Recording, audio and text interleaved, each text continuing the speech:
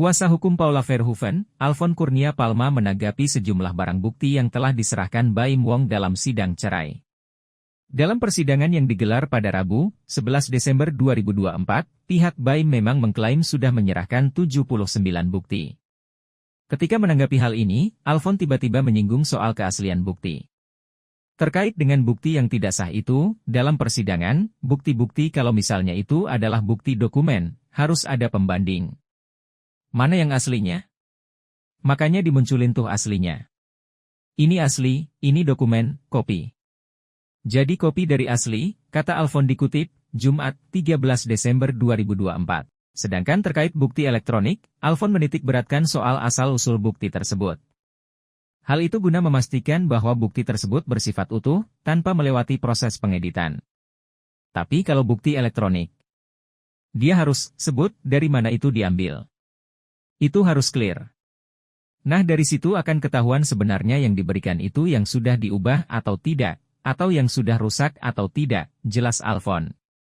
Kalau sekarang nih kan ada editing. Nah itu artinya bukti itu sudah tidak autentik.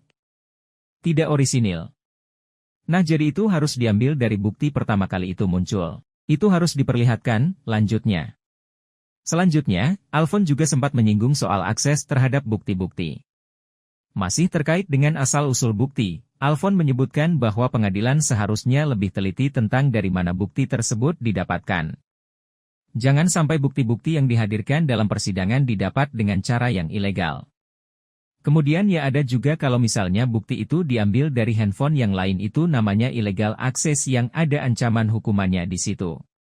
Di dalam UIT, tegas Alfon, sekalipun dalam lingkup suami dan istri, menurut Alfon, akses terhadap sebuah data bisa jadi melewati proses ilegal.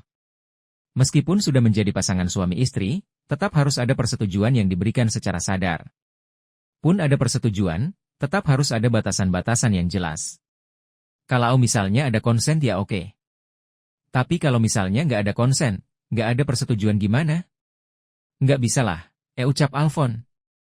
Misalnya dibilang bahwa ini kan sudah persetujuan, ya pertanyaannya persetujuannya itu sejauh mana? Kan gitu kan? Itu karena ada batas-batasan, pungkasnya. Download Tribun X sekarang, menghadirkan lokal menjadi Indonesia.